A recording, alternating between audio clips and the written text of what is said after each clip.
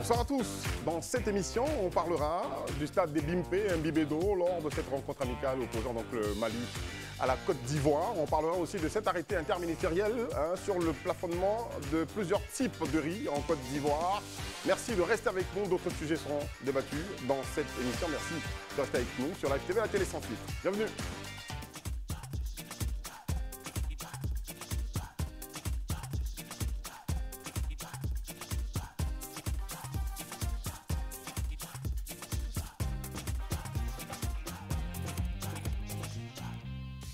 Ça a été toujours un bonheur pour nous donc, de servir cette émission, ça l'est encore aujourd'hui. Merci de rester avec nous sur Live TV, la télé sans filtre, et de nous regarder sur tous les canaux et sur nos réseaux sociaux. Herman Aboua, toujours avec nous donc, dans cette émission. Bonsoir Eric. Bonsoir Herman, Barry Abdulrahman est là. Bonsoir la team, bonsoir Eric, bonsoir Daouda, bonsoir Herman. Et puis nous aimons nous louer les services ces temps-ci, même si il est encore un peu en vacances. Nous brouillons ses vacances ces temps-ci. C'est Daouda Koulibaly, Sa Majesté sans couronne, qui est encore avec nous. Donc, ouais, et je suis encore là avec vous. Je pense qu'on va discuter, on va débattre. J'aime bien discuter avec chacun de vous, surtout Herman. Je le trouve assez chaud, mais bon, j'adore ça. Tu as retrouvé ton tempérament. Oui, quand je vois mon alter ego, c'est mon miroir en fait. Très bien. On aime vous voir discuter. Voilà. Premier numéro, première rubrique, ça fait l'actu, on y va tout de suite. On s'en souvient, hier, la Côte d'Ivoire était opposée aux aigles du Mali. Les éléphants contre les aigles du Mali n'ont joué qu'une seule mi-temps. Pourquoi? Une pluie diluvienne est venue imbiber ou remplir d'eau donc la belle pelouse du stade des Bimpe. Le ministre porte-parole du gouvernement a fait une sortie, au sortir, pour me répéter, donc, de ce conseil des ministres qui a eu lieu aujourd'hui. On écoute son point et on revient sur ce plateau. Je ne vois pas en quoi... pour un événement naturel, il y aurait des sanctions à prendre. Vous devez savoir que quand des ouvrages sont construits, que ce soit des routes, que ce soit des ponts ou bien alors des infrastructures de ce genre, il y a une évaluation qui est faite sur les phénomènes météorologiques qui ont eu lieu et selon l'ouvrage que l'on veut faire, cette évaluation peut être décennale, c'est-à-dire on regarde sur les 10 années précédentes quel type d'intempéries il y a eu. Et dans le cas des ponts, par exemple, cette évaluation peut aller jusqu'à 100 ans avant pour savoir quel est le niveau maximum de pluie qu'il y a eu. Mais quand vous avez fini de faire votre évaluation à 100 ans, par exemple, pour ce qui est des ponts, et qu'en raison du dérèglement climatique que nous vivons, une pluie exceptionnelle arrive, comme il n'en est jamais arrivé 100 ans avant, mais vos ouvrages sont dépassés. Dans le cadre de cette pluie, nous sommes tous à Abidjan, nous avons vécu cette pluie orageuse qui a provoqué le dépassement des équipements qui avaient été mis en place. Et la pluie ne s'est pas arrêtée, elle a continué. Donc à partir de ce moment, qui voulez-vous qu'on sanctionne? C'est exactement la même chose qui se passe sur les réseaux sociaux. Dès qu'il y a une pluie et qu'une infrastructure routière se trouve dégradée, on parle de goudron, biscuits, etc. Mais partout, quand il pleut, les infrastructures sont dégradées. Aujourd'hui, nous vivons en Libye une inondation parce que dans cette région, je dirais désertique, ils n'ont jamais connu de pluie pareille depuis au moins une soixantaine, une centaine d'années. C'était les propos du ministre Amadou Koulibaly, ministre de la Communication, porte-parole du gouvernement, qui nous parlait du stade des Bimpe. Je suis sûr qu'ils sont tous sur les réseaux sociaux à écouter, à lire les commentaires des uns et des autres et au sortir de cette rencontre et de cette pluie. Il a coulé beaucoup d'encre et de salive sur les réseaux sociaux. Quel résumé fait-on des propos du ministre? Moi, d'abord, je ne sais pas si je dois commenter les propos du ministre. Ouais. Il est porte-parole du gouvernement. J'imagine qu'il a essayé de donner, attraper un peu la patate chaude. Ça a dû sûrement être assez houleux le débat au sein du Conseil des ministres.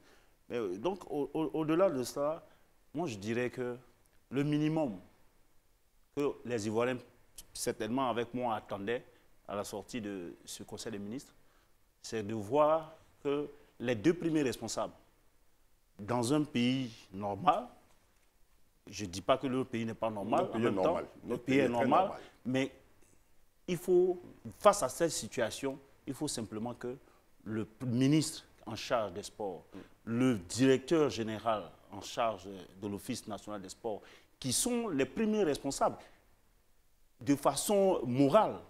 Il ne s'agit pas de dire qu'ils sont impliqués dans quoi que ce soit détournement, mais s'il y a une faute grave, cette négligence, quelles que soient les intempéries, on aurait pu si négligence il y a, parce que le ministre explique qu'il n'y a aucune négligence. Non, j'en viens. Parce que ce qu'il dit, un expert hydrogéologue, moi j'ai un master en hydrogéologie, on ne peut pas dire que les aléas, il y a eu 4 saisons de pluie de 2020, date de livraison de cet ouvrage jusqu'à maintenant. Donc, c'est justement parce qu'il y a eu un premier problème qu'on a dû faire une rallonge de 20 milliards de francs CFA pour pouvoir réhabiliter ces pelouses. Donc, si on revient avec une pelouse neuve, il faut questionner l'aspect du drainage. Le drainage, c'est quoi? Aujourd'hui, l'eau tombe dans la quantité au champ, ça reste là. Il fallait qu'on puisse faire en sorte que cette eau qui tombe, 15 minutes, on a vu ça ailleurs. Lorsqu'il y a inondation, le match peut-être peut s'interrompre, mais quelques temps après, on reprend le match parce que l'eau s'en va. Mais dans ce cas du stade Alassane Ouattara de Bimpe, c'est que l'eau est restée là. Donc, ça veut dire que le travail de rallonge a été mal fait. D'accord. Maintenant. Donc, les premiers responsables, de façon morale, le ministre des Sports, je répète, et comment on appelle, le responsable de l'Office national de l'ONS du sport doit pouvoir démissionner, juste pour l'éthique.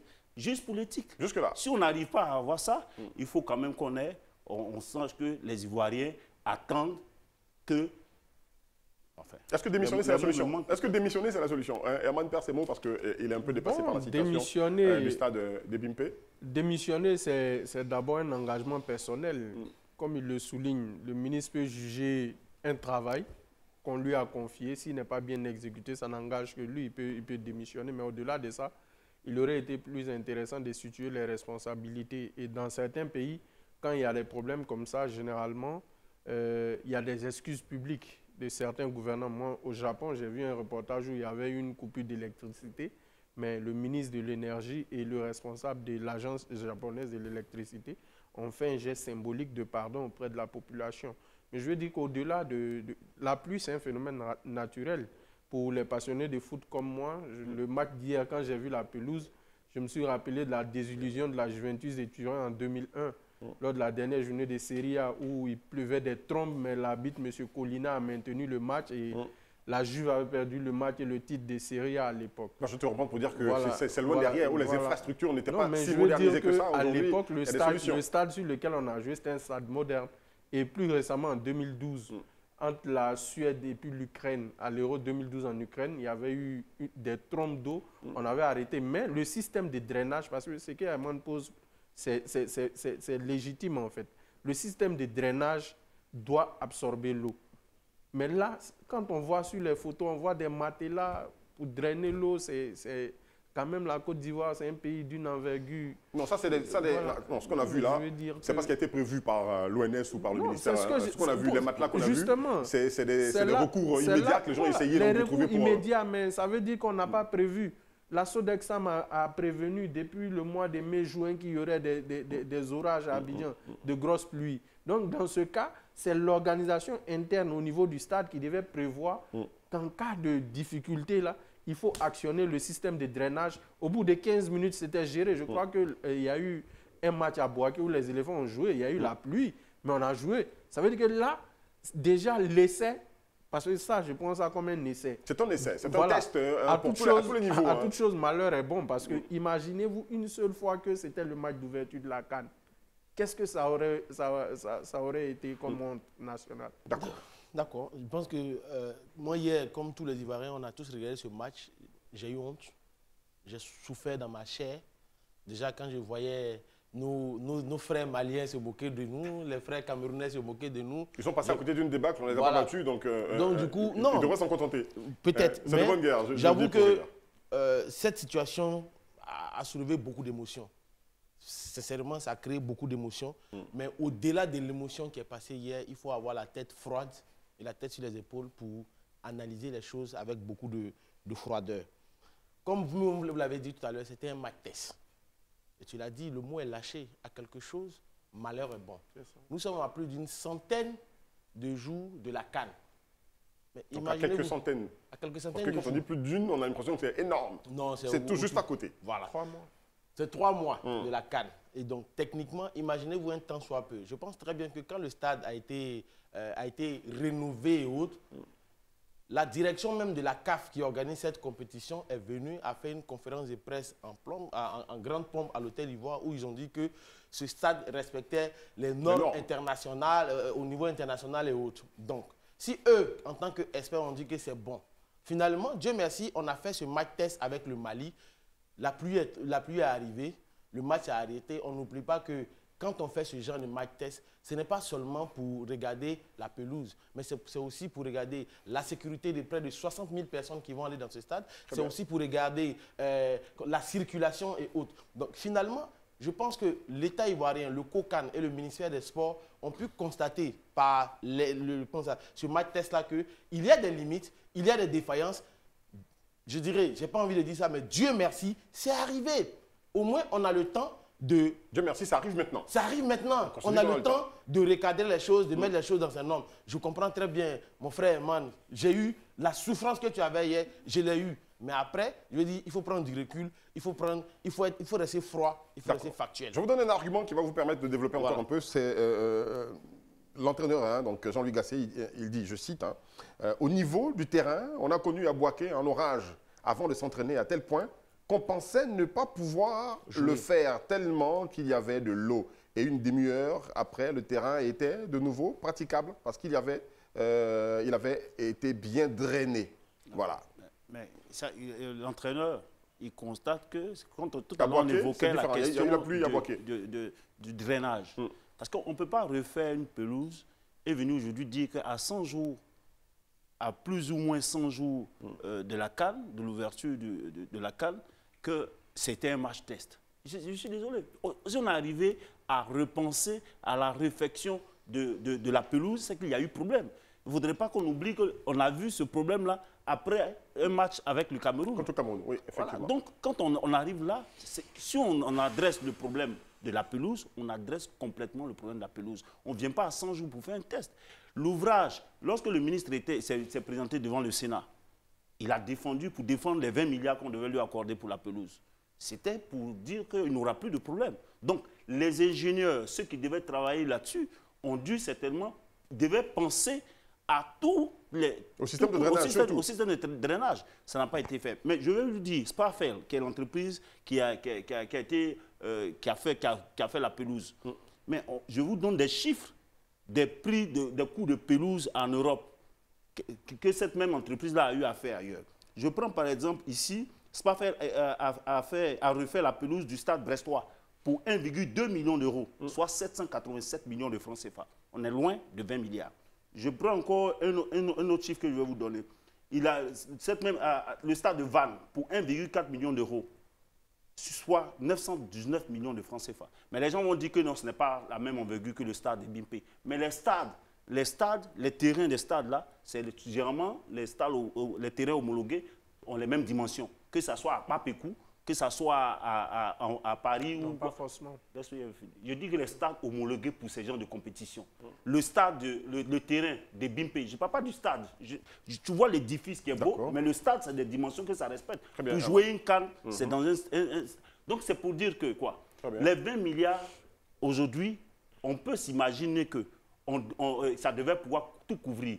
Aujourd'hui, au-delà de ça, il y a eu des problèmes d'éclairage autour des gens qui sont allés beaucoup d'autres soucis. Le ministre déclare. Il y a eu même des plafonds dans la salle de presse. Il dit que c'est un test à tous les niveaux, un test sécuritaire, même circulation des véhicules, pour avoir accès donc, à Niamey, vidéosurveillance et autres. En fait, ce que moi j'aimerais juste dire, en fait, c'est que je comprends quand Eman parle de 20 milliards, mais il ne faut pas se dire que les 20 milliards, c'était pour juste rénover la pelouse. Parce que pour ceux qui se rappellent, après le match avec le Cameroun, il y avait eu l'installation des bancs de touche et autres qui, ma foi, n'étaient pas aux normes internationales. Donc, il y avait beaucoup de travaux à faire après. Donc, les 20 milliards n'ont pas été injectés dans la seule pelouse. Parce que le dit ainsi, c'est tromper les téléspectateurs qui nous suivent. Non, ce n'est pas ça. Il y a eu beaucoup de choses qui sont en train de compte. Moi, je pars du principe tout simplement qu'aujourd'hui, ce problème a eu lieu. dans tous les pays au monde où il y a eu une compétition internationale, que ce soit la CAN au Cameroun, que ce soit la Coupe du Monde dernière qui s'est passée en Arabie Saoudite, au Qatar, mais il y a eu les mêmes problèmes, les mêmes critiques, il y a toujours des défaillances. Aucune œuvre humaine n'est parfaite. Il faut le comprendre. Aujourd'hui, moi j'en appelle aux Ivoiriens. C'est vrai que vous avez souffert dans votre chair. C'est vrai que vous avez, vu ça comme une humiliation. Mais c'est le moment de se retrousser les manches. Ce n'est pas le moment de faire une chasse aux sorcières. X ou Y tête doit tomber. Le moment actuel, pour la construction d'un stade en Côte d'Ivoire, de tous ces stades, ces infrastructures-là, il y a beaucoup d'entités qui rentrent en ligne de compte. Donc avant de faire tomber, de mettre une tête sur un pic pour le faire rouler à terre, je pense qu'il faut mener des enquêtes sérieuses. Là où je suis d'accord avec toi... À quel niveau? Non, déjà puisqu'il parle enquête, responsabilité ou ce qu'il y a à faire? Oui, où se trouve, d'où vient la responsabilité de façon plus sérieuse. Là où je suis d'accord avec lui, c'est que le ministre a effectivement demandé une rallonge de 20 milliards. Je pense que les députés ivoiriens ou bien les sénateurs ivoiriens peuvent appeler, ou bien le ministère de la bonne gouvernance peut mener une enquête pour situer les responsabilités de sorte à savoir dans quoi est-ce que vous avez mis les 20 milliards. Ça, c'est la question. Mais pour l'heure, l'objectif général, l'objectif de tous les Ivoiriens, c'est qu'on puisse organiser la plus belle CAN de l'Afrique et la CAN. Et on va y arriver. On va organiser cette Coupe d'Afrique des Nations et le monde entier va en parler. Eric, positivement, bien sûr. Je pense que, comme ils l'ont dit, le stade, déjà, ce que je voulais dire à Herman, les stades olympiques et certains stades sont différents en termes de dimensions. Vous prenez le Camp Nou de Barcelone, il n'a pas les mêmes dimensions que le stade olympique de Rome. Ça, c'est déjà... Les stades olympiques ont leurs dimensions. Les stades comme le Camp Nou, le Bernabéu, qui n'ont pas de piste d'athlétisme, ont leurs dimensions. Mais ce n'est pas là le débat. Moi, le débat, en fait, c'est que la pluie a fait oublier des choses encore plus graves qui ont été constatées hier. C'est que c'est au niveau de la sécurité, il y a eu problème. L'accès au stade, il y a eu problème. La billetterie, il y a eu problème. On annonçait des billets de 2000. Après, on se retrouve avec des billets de 5000 francs. Donc ça, c'est des problèmes qui peuvent entacher même l'organisation. Maintenant, revenant, comment dirais-je, aux 20 milliards, comme ils l'ont dit, le ministre a souhaité. Je pense que le peuple a des organes qui le représentent. C'est le Sénat, c'est l'Assemblée nationale. Il faut une enquête parlementaire pour savoir réellement à quel niveau il y a eu problème. Est-ce que c'est les agents chargés du drainage qui ont fait preuve de négligence? Est-ce que c'est au niveau même du stade, de la commission qui gère le stade, il y a eu problème? Ou bien c'est au niveau du ministère, on n'a pas mis les moyens à disposition? Donc ça, c'est une enquête parlementaire qui peut relever ça. Mais le stade de Bimpe, il pose problème. Pourquoi je dis il pose problème? Ce n'est pas la première fois qu'il y a un problème sur ce stade-là. Donc j'espère que cette fois-ci, on a tous vu qu'il y a un problème au niveau du drainage. On a tous vu qu'au niveau de la sécurité, il faut mieux faire. J'espère que les bonnes solutions seront trouvées pour nous mettre à l'abri d'une mauvaise surprise le jour de l'ouverture de la CAN. On espère que les bonnes solutions seront trouvées. Arman, une réaction? Moi, ma question, c'est qui refait? Aux frais de qui on refait le stade de Bimpe pour une deuxième fois? Tu as peur que ce soit aux frais du contribuable? Mais justement, aujourd'hui, par exemple, il y a le cas, la jurisprudence Souroubat, l'entreprise tunisienne qui a eu à faire des infrastructures et qu'on a repris. Le gouvernement a fait en sorte que cette entreprise refasse cette infrastructure-là, ces voiries-là, à ses propres frais. Moi, ma question, il faut qu'on situe la responsabilité et que celui qui doit refaire, refasse, et il ne faudrait pas qu'on attende encore l'argent des contribuables. Parce qu'on était parti de 63 milliards au départ, au niveau des estimations au départ, on est arrivé avec des avenants aidants, on est arrivé aujourd'hui à 163 milliards de francs CFA pour un stade, pendant que le CHU de Yopougon a besoin certainement de quelques milliards pour sa réhabilitation. Et on en est là. Moi, je comprends aisément ce que tu dis. Dernier point. Le dernier point. Je comprends aisément ce que tu dis, mais je veux dire que la CAN est une compétition internationale, donc ça a un écho retentissant. Pour l'heure, je pense que c'est une doléance. L'idée n'est pas à la récrimination, l'idée n'est pas à l'autoflagellation. Tu le disais tantôt, nous sommes à une centaine de jours de la CAN. Mettons de côté nos critiques. L'heure n'est pas aux critiques. L'heure actuellement à se retrousser les manches pour aller de l'avant, de sorte à ce que cette CAN-là puisse se tenir à tous les coups. On a déjà injecté beaucoup d'argent. Ce n'est pas en cours de route qu'on va venir décider et dire non, on ne sort pas ci, on ne sait pas ça. Lors des derniers Jeux de la francophonie qui s'est tenu en Côte d'Ivoire ici, la même problématique s'est posée. Mais finalement, le président de la République a pris à bras le corps le problème parce que c'est l'image, c'est l'honorabilité de la Côte d'Ivoire qui est mise à la face du monde. Voilà. Donc je pense que le lieu... Vous rejoignez sur ce point. Voilà, c'est le lieu ici pour nous tous, c'est de se mettre ensemble, mettre de côté nos critiques, nos récriminations pour que cette CAN puisse réussir. D'accord, c'est très important. Moi, chacun a eu sa petite cuite en matière de honte. J'ai écouté un reportage d'une télé malienne, des journalistes venus commenter le match, qui criaient « Attention, on est tous trempés dans la cabine ».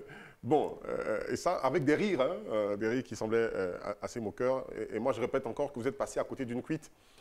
Parce que si on avait joué cette deuxième mi-temps-là, vous ne seriez pas en train de rire comme vous faites. Est-ce qu'on va reprendre le match ou pas? Non, c'est un match amical. C'est un match amical. Mais déjà, on peut commenter la prestation de nos partidem. On a dominé le match. Toute la première mi-temps, là, on a dominé. Et puis, il faut reconnaître que cette fois-ci, la pelouse, elle est bonne. Elle est bonne. J'ai vu les 40 premières minutes. À part le drainage. Voilà, c'est le drainage qui pose mais tu sais qu'il ne faut pas oublier que... Non, tu sais que pour ceux qui se rappellent, un peu encore. Dans cette zone des BMP, pour ceux qui y vont généralement, il y a de gros travaux de voiries qui sont en train de... Donc sûrement, tout ça, ça peut créer des problèmes de drainage d'eau à ce niveau-là. Je suis sûr et certain que quand tous ces travaux vont finir, on aura un très beau stade qui porte le nom du président de la République quand même. Mais absolument. Donc, forcément, les gens vont faire en sorte que ce stade-là... On va y arriver. Voilà. C'est que des petits détails à gérer. Il faut, au niveau de l'accès au stade, il faut que le gouvernement mette la pression aux entreprises qui sont chargées de faire les travaux. Parce qu'à Bobo, que ce soit le boulevard de la mairie, c'est pas encore fini. On est à combien de mois de la CAN? Parce que moi, j'ai refusé de partir. J'ai eu un ticket pour aller regarder le match, mais j'ai refusé de partir. Parce que dès l'instant que j'ai entendu qu'il y a des voies qui sont fermées, parce que j'ai assisté, j'étais à Boaké quand il y a eu le match dont tu parlais tout à l'heure, mais la sécurité qui est organisée autour du stade, mais on ne peut pas avoir accès au stade à près de 2 km. Oh. Donc, je n'ai pas envie de souffrir jusqu'à ce point. 2 km par parce que j'ai un ami qui y est allé, mais il n'a pas pu avoir accès au stade. Ça, c'est un. Mais de deux, finalement, il s'est retrouvé chez lui à la maison à minuit. Parce qu'il y avait trop d'embouteillages. D'accord. Je voudrais qu'on revienne sur une image, quand même pour faire une certaine précision. Chers amis, Ivoiriens, Camerounais, Maliens, vous qui nous regardez, ça là, c'est pas en Côte d'Ivoire, c'est au Mali. Ça là, ce que vous regardez, cette image-là, où il y a un matelas qu'on est en train de sourire, c'est pas chez nous en Côte d'Ivoire. Merci beaucoup, Éric Landry. Il faut qu'on dise, respectez notre pays. Moi-même, ça m'a appris. Voilà, c'est pas chez nous. Non, parce que moi, je sais qu'une chose est certaine, on n'a donc pas vu ça. C'est au stade du 28 mars. C'est au stade du 28 mars. Parce qu'au-delà de tout, les gens, ils parlent, les Maliens parlent, les Camerounais parlent. Je m'adresse, je regarde la caméra, je dis ça. Je suis sûr que nous sommes... Le boulet au lait. Oui, je sais. Nous sommes dans un combat géopolitique et géostratégique actuellement. La Côte d'Ivoire est l'attraction du moment. Tout le monde veut nous voir. On estime que la Côte d'Ivoire, les Ivoiriens ont trop bouche, on est trop ceci. Voilà, ils ont tous envie de venir. On nous attend, les Camerounais. Venez, on va vous loger.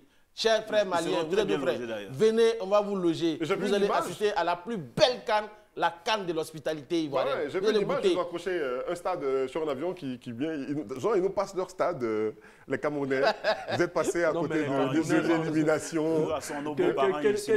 Que l'Afrique du Sud parle des stades, que les pays arabes parlent des stades. Oui, mais pas le Cameroun. Au Cameroun, le stade de Douala, quand ils ont fini de se moquer de notre champ de patates entre griffes, quand Ebimpe n'avait pas cette pelouse, on est allé à la Coupe d'Afrique. Notre gardien s'est blessé sur votre stade. Mais tu sais que bizarrement, quand tu regardes sur les réseaux sociaux, je suis allé sur les réseaux des Maliens pour aller regarder. Mais vous avez vu vous-même comment nous avons accueilli les aigles du Mali, le cortège, les sirènes, les gyrophares, les motards, le car flambant neuf dans lequel les amis. Est-ce que vous êtes sûr que vous auriez fait pareil chez vous? Est-ce que vous pouvez plus faire ça pareil comme pour nous? La Côte d'Ivoire, ce n'est pas un petit pays. La Côte d'Ivoire, c'est l'homme. Excusez-moi cette trivialité. Non, mais il faut le dire quand c'est le cas. Dernier tour de table sur la question. Non, Marie? je pense que les organisateurs de la CAN sont interpellés.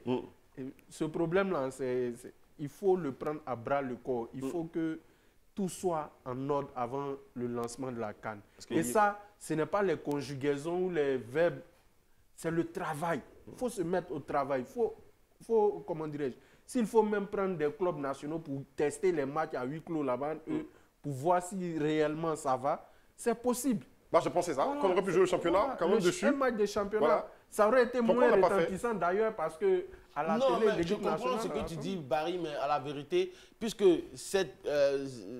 cet édifice est fait pour accueillir un match au niveau international, donc il faut pouvoir jouer au rythme et au niveau international avec le Mali, les journalistes qui vont venir des autres pays et autres, tout ça. Il fallait qu'on fasse ça aux normes. Or, le championnat national, ça allait être compliqué en fait. Ce que Barry disait, c'était les tests à 8 Jean, avant de jouer ce match-là. Mais comme toi-même tu l'as dit dès l'entame de ton propos, ces tests-là, ce n'est pas seulement pour le stade, c'est aussi pour la sécurité, c'est aussi pour la voirie, c'est Chers aussi amis. pour les incendies. Très bien. Donc, il faut prendre tout ça en compte. On a entendu des supporters dire qu'ils n'ont regardé que la moitié du match, ils veulent être remboursés. Qui va rembourser leur argent? Question. Monsieur le ministre, question. Qui va rembourser?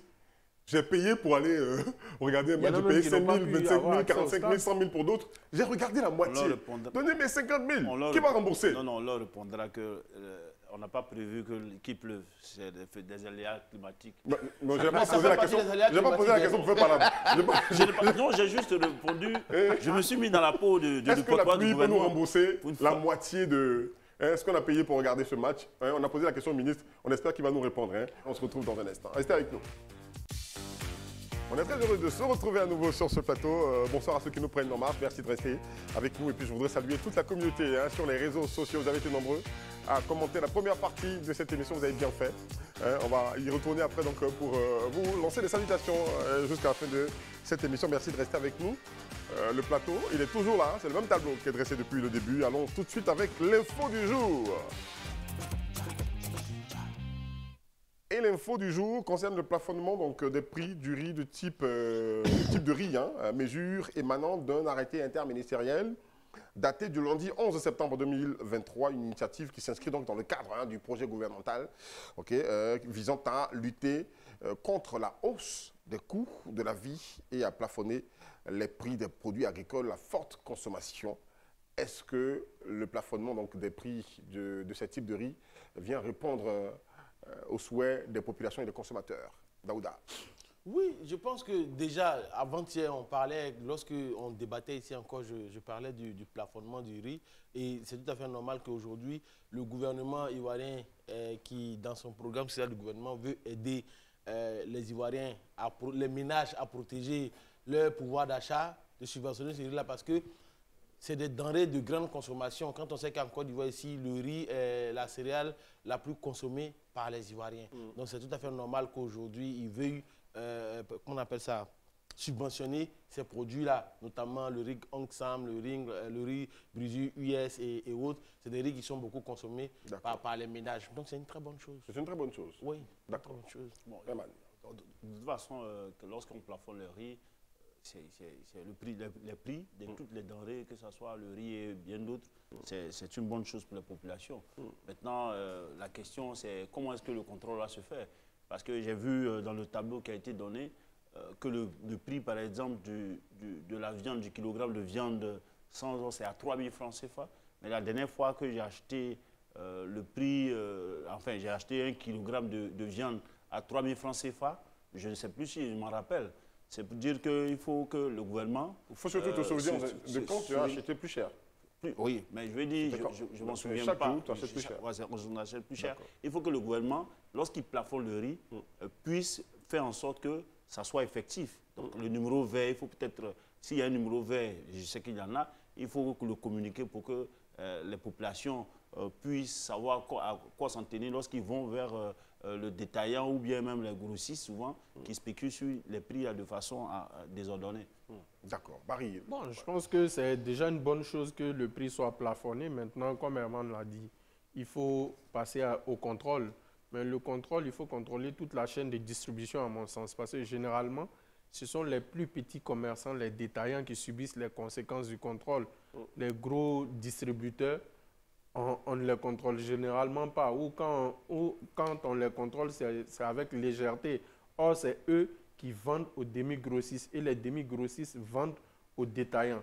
Donc, c'est toute la chaîne de commerce qu'il faut contrôler pour qu'on puisse avoir les prix annoncés par le gouvernement pour le bien-être des populations. J'aimerais qu'on soit plus détaillant, puisqu'on parle de détail et de gros et tout ça, pour nous rappeler les prix des riz en question, parce que j'ai vu brisure. Non, et pour le prix de 50 kilos à l'exportation pour les grossistes, on parle de 24 500 francs. D'accord. Ils ont subventionné cela en TTC. Les 50 kg. Les 50 kilogrammes, voilà. Mais ce sur quoi je veux m'attarder, en fait, c'est que ce dont tu parlais, c'est important. Mais c'est une chaîne que chaque personne doit respecter. Tout à l'heure, tu parlais du kilogramme de viande sans os dont le prix variait et autres. Aujourd'hui, nous sommes dans une question d'inflation généralisée. Donc, il est de la responsabilité de chaque Ivoirien de mettre le système à l'épreuve. Déjà, au niveau du Conseil national de lutte contre la vie chère, il y a un numéro vert qui existe, qui est le 1343. Le numéro vert au niveau du ministère du Commerce, c'est le 1020.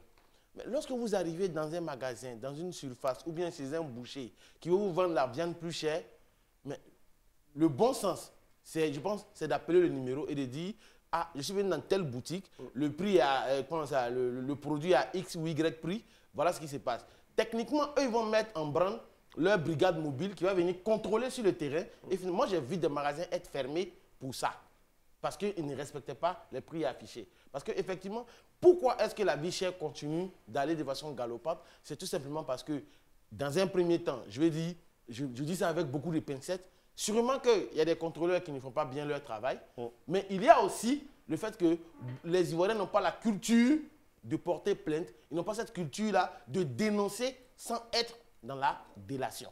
C'est ça qui est important. Il faut que chacun fasse son travail. En tant que consommateur, ton rôle, quand tu vas dans un coin, c'est de dénoncer si le prix n'est pas exact. D'accord. Si tu vois sur le marché, par exemple, que le prix du kilo de viande sans eau est vendu à 4 000 ou 3 500 litres. Tu te plains, oui. Tu te plains. Il y a une brigade qui arrive tout de suite. Le contrôle de prix qui arrive tout de suite chez le commerçant en question. On lui donne une convocation.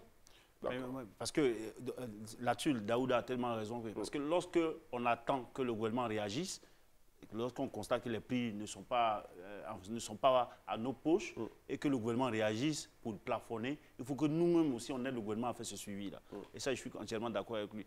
S'il n'y avait pas de numéro vert, s'il n'y avait pas de dispositif pour pouvoir recueillir les plaintes, en ce moment, on pourrait poser problème. Allez-y, ça ne coûte rien. On sait qu'à Abidjan, il y a une forte population. Ce n'est pas dans les endroits reculés pour dire que les gens n'ont pas connaissance de ce numéro vert-là.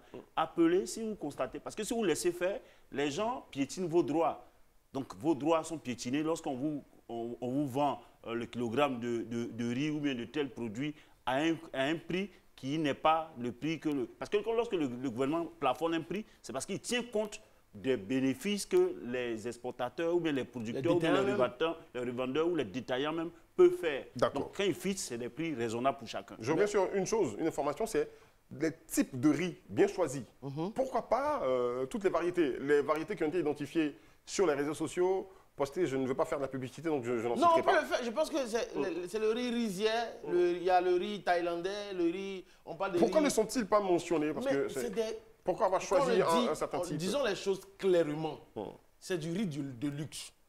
Et dès l'instant que tu dis, c'est un peu comme dans la médecine, quand tu as les assurances, il y a des maladies qui sont prises en compte par l'assurance. Mais quand tu vas dans de la chirurgie esthétique, l'assureur dit, je ne peux pas prendre ça en compte parce que c'est de l'esthétisme. Or, aujourd'hui, on parle d'une situation où on estime que les Ivoiriens ont faim. Les Ivoiriens veulent se nourrir. Pour se nourrir avec le riz, comment on appelle ça? Le riz savana, le riz papillon, le riz local et autres. Tu peux te nourrir, te rassasier, vivre et avancer. La forme identifiée, c'est les brisures seulement. Je ne comprends pas. Les longs grains, ne sont pas... Les longs grains, le prix, c'est autre chose. Donc finalement, si l'État veut subventionner cela, forcément, il ne peut pas. Pour ceux qui se rappellent très bien encore, en son temps, quand il y a eu la subvention sur le carburant, les institutions de Bretton Woods ont demandé à ce qu'on lève la subvention parce que l'argent qu'ils injectaient dans l'économie des pays, ce n'est pas pour subventionner quoi que ce soit. C'est pour des projets structurants, en fait. Des projets sérieux. Donc, l'État ne peut pas venir tout subventionner en même temps. Ça aussi, c'est important. Même si les 20 milliards font encore mal à mon frère. On va permettre à Barry de réagir sur la question du riz, quand même. Non, mais je suis d'accord avec Daouda. Il faut tenir compte des relations que nos États entretiennent avec les institutions de Bretton Woods. Parce que eux, quand ils mettent de l'argent à disposition, c'est pour des objectifs bien précis. Donc, tu peux prendre cet argent-là pour subventionner. Raison pour laquelle nos autorités doivent penser à des situations palliatives. La dernière fois, on a parlé de la formation, on a parlé d'encourager les Ivoiriens à pratiquer la riziculture au lieu de se fixer seulement sur les cultures de rente, parce que la culture vivrière, c'est ce que nous consommons directement. L'autre, généralement, quand vous prenez le cacao, ceux qui consomment le cacao en produit fini en Côte d'Ivoire, comparé à ceux qui consomment le riz, je pense que ce n'est pas la même chose. Et il y a opportunité de gagner l'argent. On parle d'emploi, d'entrepreneuriat. Il y a des possibilités de gagner l'argent dans la riziculture. Il faut seulement de la volonté, de la formation et du travail sérieux, bien fait. D'accord. Si on commence à en produire au maximum, hein, donc pour la consommation Et puis, locale, pourquoi on pas s'en sortir, exporter? D'accord. Comme ils ont invoqué l'institution de Bretton Woods, je veux vous dire en même temps que le FMI récemment a accordé 3,5 milliards de dollars en termes de crédit, ce qui fait environ 2118 milliards dans le mois de mai-juin à l'État de Côte d'Ivoire. Et dans un des chapitres du rapport de FMI, ils ont dit qu'il faut spéculer sur les prix, augmenter des taxes sur l'importation du riz et certains produits, notamment 18% d'augmentation sur la TVA concernant le riz. C'est pour dire qu'il faut qu'on arrive nous-mêmes à produire. Il faut encourager les opérateurs locaux. Quand on va chercher ailleurs, qui font des efforts. Oui. Déjà que le gouvernement a fait quand même un effort. Aujourd'hui, on est en fin 2023, on sera à 1,4 million tonnes de riz, contrairement à 500 000 tonnes qu'on produisait en 2008. Donc, il y a des efforts. Il faut qu'ils continuent. Il faut qu'ils amènent les producteurs à mécaniser l'agriculture, la production du riz. Moi, je pense qu'on peut atteindre ces objectifs-là. Si on veut, en 10 ans, on peut atteindre l'objectif d'être autosuffisant en termes de riz. Maintenant, au-delà de tout ça, je veux dire, il est important aussi que chaque Ivoirien, dans cette situation de récession économique, on puisse s'auto-éduquer nous-mêmes. Parce que tu ne peux pas avoir le beurre, l'argent du beurre et le sourire de la bergère. Ce n'est pas possible. Parce que tu dis la vie est chère, mais au même moment, c'est toi qui veux du riz qui coûte 1000 francs le kilogramme. Ce n'est pas possible. Parce que l'État, au niveau macro, quand on doit s'occuper de 30 millions d'habitants, vous imaginez, si on doit subventionner des riz de 1000 francs pour 30 millions d'habitants, arrivé un moment, tous ces ponts, ces infrastructures routières et autres qu'on voit aujourd'hui, on ne va pas pouvoir les faire. Je n'ai pas envie d'être d'accord avec toi parce que je suis un grand consommateur de riz, mais bon, je vais laisser quelqu'un d'autre ne pas être d'accord avec toi. Moi, tu ne peux pas changer les habitudes des gens. Non, oui, on a envie de manger du riz parfumé. Ce que tu appelles le riz de luxe, là. On le connaissait à certains prix. J'estime que c'est ce qui est bien pour... C'est aussi pour une catégorie de la population. C'est même pas une affaire de catégorie. Je veux dire que quand je parle de catégorie, si tu permets, je veux dire que le gars, il est stressé déjà par la vie chère. Ivoiriens. Il est stressé par la vie chère, il arrive, le riz il va être bon, il va sentir, il va manger là où vous voulez. Il pense à sa pauvreté, à sa misère, à son stress. Tu ne m'as pas compris en fait. Le ventre. Non, je ne parle pas de toi, je répondais à... Quand je dis que c'est une catégorie d'Ivoiriens, ça veut dire qu'ils font partie de la population. Alors. Donc quand on défend une partie de la population, il faut penser à l'autre partie. Je ne dis pas forcément qu'il faut subventionner, mais il faut trouver des voies et moyens pour qu'eux aussi ils aient leur compte, parce qu'ils contribuent à la vie nationale. Non, Eric, pour toi qui es grand mangeur de riz, gros mangeur de riz, n'empêche qu'au-delà de tout, ce riz-là, on ne le produit pas chez toi. Donc forcément, quand il y a des contingences en Inde... C'est une sorte de riz parfumé quand même chez moi à l'ouest. Hein. Il y a un riz qu'on appelle Clémencier là. Oui. Tu sais pas, hein, c'est des mais moi, par exemple, il coûte combien? On a un riz... Il coûte combien? Mais sur le marché là, le riz 350 francs le kilo. Oui, allez au marché de Yopougon là, vous allez voir. Mais moi, c'est le riz... Il n'y a pas de conditionnement, c'est dans des sachets transparents comme ça. Moi, par contre, c'est le riz d'Anané qui est produit au niveau de Danané par un jeune qu'on appelle Daniel Oulaï, que j'ai consommé. Le riz, il est très bon. Il s'appelle Oulaï. Voilà, il faut m'en offrir peut-être 50 kilos. Oui, mais bon, on a même un téléspectateur sur le talk qui nous a envoyé des kilos de riz qui venaient de Vavois. C'était un ami d'Alain Toussaint qui nous l'a envoyé sur le plateau. L'année dernière. J'ai vu ça. Pour dire qu'aujourd'hui, c'est à nous aussi, hommes de médias, d'inciter nos frères, nos sœurs à aller aussi vers la terre, mais aussi encourager l'État à mécaniser ce travail-là. À ce propos, sur le direct, vous êtes nombreux à nous regarder ce soir sur les réseaux sociaux. On est contents. Et puis, on va lire le commentaire de Yves Seri. Bonsoir, Yves Seri. Yves Seri dit « Une raison de plus pour mettre en place une vraie politique de développement par la mécanisation et le financement de la filière de riz pour la sécurité donc, du consommateur. » Barry. Eric, au-delà du riz, il y a d'autres aliments sur lesquels on peut axer la politique de développement. Je dis que le maïs, je dis que le mil, le sorgho, on peut le cultiver en grand nombre, on peut faire beaucoup de choses avec ça. Moi, dans ma culture, par exemple, le maïs, on a du couscous de maïs chez nous, qu'on appelle en langue poula du lakiri. C'est du couscous. Nos mamans font ça. On en mange avec du lait. Donc, au-delà du riz, il y a d'autres cultures que nous avons chez nous. On a fait 2 mois d'émission, tu nous as pas envoyé ça ici. Non, mais on n'a pas encore fini. Non, mais tu sais, vas voir que c'est super délicieux. Disons même les choses clairement, même. Lui, il parle. Allons au-delà du riz. Il y a 3 jours, quand j'étais sur le plateau avec vous ici, je parlais du Togo et du Bénin, qui, eux, mangent, pour ne pas dire, je ne dirais pas exclusivement, mais presque local. Mais aujourd'hui, quand on va aller vers des cultures, parce qu'il y a quelque chose qui fait mal en Côte d'Ivoire, ça fait souffrir l'âme de savoir que nous sommes entourés de mers, de lagunes, de fleuves, de rivières, de ceci, mais il se trouve que malheureusement, en Côte d'Ivoire, nos productions ne suffisent pas à notre consommation. C'est pas que c'est pas... On est dans la saisonnalité des productions. Ah, d'accord. Si ce n'est pas tant de mangue, c'est tant de bananes. Si ce n'est pas tant de bananes, c'est tant d'igname, tant de riz. Or, aujourd'hui, je pense que c'est à ce niveau-là que le Premier ministre Patrick Achi est parti installer un aquapole au niveau de Boaké, de sorte à ce qu'on puisse irriguer nos cultures. De sorte qu'on n'ait plus de saisonnalité de production. C'est pas bon. On fait des productions. Souvent, tu t'en au marché, tu arrives. Vous avez parlé parlé de ce sujet avec beaucoup de passion parce que je sais que tout le monde est gros mangeur sur ce plateau. On va passer à autre chose, vous permettez? Bien sûr, il n'y a pas de problème. Voilà, bon appétit à vous ce soir quand vous allez arriver chez vous à la maison. On va y aller avec la deuxième info du jour. La troisième, surtout. La situation sécuritaire dans le Sahel et qui va s'en charger, c'est bien notre chargé des affaires de sécurité sous-régionale qui s'appelle Barry Abdourahmane. Qu'est-ce qui se passe dans le Sahel? Dans le Sahel. La situation dans le Sahel devient de plus en plus inquiétante en ce sens que ce soit au Mali, que ce soit au Niger, au Burkina, il y a encore des attaques, il y a encore des victimes. Dernièrement au Mali, le JNIM a attaqué le bateau qui assurait la liaison entre Koulikro au sud, en traversant toutes les villes côtières du fleuve Niger jusqu'à Tombouctou. C'est un bateau qui pouvait transporter jusqu'à 300 personnes. Le JNIM a attaqué le navire en question et il y a eu plus de 60 morts, donc 15 militaires et 49 civils. Le gouvernement malien a décrété 3 jours de deuil national.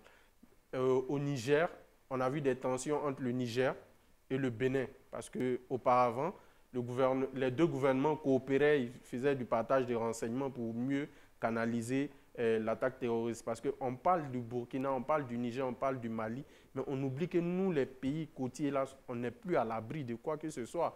Parce qu'il y a eu des attaques au Ghana, au nord du Ghana, il y en a eu au nord du Togo, il y en a eu au nord du Bénin. Donc ce n'est plus le Nigeria qui était touché par Boko Haram, qui est le seul pays côtier touché. Ça veut dire que même la Côte d'Ivoire, on a eu les attaques des Kafolo. Le problème devient de plus en plus grave. Si on n'y prend pas garde, c'est toute la sous-région qui sera un nouvel no man's land. Parce qu'aujourd'hui, au Mali, quand vous prenez, l'armée malienne est confrontée à 2 à 3 types d'acteurs sur le terrain. Il y a les anciens rebelles de la CMA, le Conseil national des mouvements de l'Azawad, qui avaient signé un accord avec le gouvernement malien sous la médiation du gouvernement algérien, qui jusque-là respectait le cessez-le-feu. Mais là, on s'est rendu compte qu'à Bourem, qui est une ville dans la région de Tombouctou, dans la zone des 3 frontières, puisque c'est là qu'il y a la zone d'insécurité, a été attaqué et les communications divergent. Le gouvernement malien dit avoir repoussé une attaque terroriste qui a occasionné la mort de 10 soldats maliens, près d'une vingtaine de blessés. Le mouvement de l'Azawad disent avoir conquis le camp de Bourem, qui était un camp où on avait la MINUSMA, parce que vous savez que le gouvernement malien a demandé et à la MINUSMA et à Barkhane de partir. Donc il y a progressivement des passations de charges entre les militaires maliens et naturellement les missions onusiennes. Mais on se rend compte que les mouvements Touareg, qui étaient jusque-là en retrait, eux réclament certains camps du nord du Mali. D'accord. Quand tu dis tout ça, quand tu développes tout ceci, tu te dis il y a des militaires au pouvoir, mais ce n'est pas la solution. Non, mais on sait tous que... On va permettre à d'autres de réagir quand même là-dessus. Mais moi, avec le portrait qui vient de dresser, mais je l'ai toujours dit, les militaires, leur place, ce n'est pas dans un palais présidentiel. Parce que quand on regarde le coup d'État au Mali, le coup d'État au Burkina, le coup d'État en Guinée, le coup d'État au Niger, mais voici des gens qui font des révolutions de palais. Le coup d'État au Gabon. Au Gabon, que j'ai omis de citer, mais qui opèrent des coups d'État sans véritable stratégie. D'autant plus que nous sommes confrontés à une situation de terrorisme. On a eu tous des attaques ici, parce qu'aujourd'hui, nous, les pays qui faisons face à la mer, finalement, on est confrontés à leurs problèmes. Quand il y a problème chez eux, forcément, il y a des répercussions. Je te fais savoir qu'il y a plus de 4 000 ou 5 000 ressortissants burkinabés qui sont logés par l'État ivoirien au niveau de Ouangolo-Dougou. Tu vois, des réfugiés qui viennent de ces pays-là. Ce sont des dépenses supplémentaires. Et ce sont des dépenses supplémentaires qu'il faut supporter. Et c'est pour cette raison qu'aujourd'hui, en fait, il faut que la CEDEAO fasse véritablement son travail. Sinon, si elle ne peut pas faire son travail, franchement, je te permets 30 secondes. Je te permets 30 secondes. Tu n'as pas dit un mot. On est à la fin de cette émission, rapidement. Mais au-delà de la question de la prise en charge des dépenses concernant ces immigrés-là qui viennent du fait de problèmes dans le Sahel, c'est la question de leur identification. Ceux qui viennent, comment est-ce qu'on les profile pour savoir si en leur sein, il n'y a pas des terroristes. Donc toutes ces questions-là, moi je pense que c'est ce qui rend la situation du Sahel et les pays qui sont transfrontaliers à ces pays, qui font frontière à ces pays-là, qui les mettent en danger. D'accord. En fait, on est confronté à la réalité du terrain. Le tout militaire n'a jamais gagné une guerre asymétrique. D'accord. La guerre asymétrique, tu ne sais pas avec qui tu te bats. Aujourd'hui, les groupes djihadistes, là, ils n'ont pas pour objectif stratégique de conquérir des espaces. Non, non, non. Ils font des opérations psychologiques pour démoraliser les gens. Alors que nos armées ne sont pas forcément des armées formées pour ce type de guerre-là. C'est pourquoi il est important, il est impératif que nos pays se donnent les mains. Et en termes de renseignement et en termes d'opération. Avant les coups d'État, là, je pense que l'armée malienne et l'armée ivoirienne faisaient des coopérations dans la zone de Bundiali. L'armée burkinabé et l'armée ivoirienne ont fait des missions conjointes vers le parc de la Comoé. Mais tout ça, ça s'est arrêté aujourd'hui. Parce que les militaires qui sont au pouvoir créent de l'animosité avec tous leurs voisins. Alors que ce sont ces voisins-là qui vont... Mais ils sont dans un souverainisme frélaté qui ne dit pas son nom. Je veux dire qu'il y a un contexte bien précis qui peut-être les amène à se comporter ainsi. On ne va pas revenir, je pense qu'on ne va pas revenir là-dessus, mais j'imagine que tu assumes ton commentaire. Merci à vous tous. Merci d'avoir regardé cette émission. On est au terme de cette émission. Je voudrais sincèrement remercier toutes les équipes techniques qui ont contribué donc à la mise en antenne de cette émission. Elles sont là encore, ces équipes. Demain, je parle de l'édito, je parle de la réalisation, je parle des cadreurs. Merci de rester avec nous sur Live TV, la télé sans filtre. On se retrouve demain, même heure. Shalom. Shalom.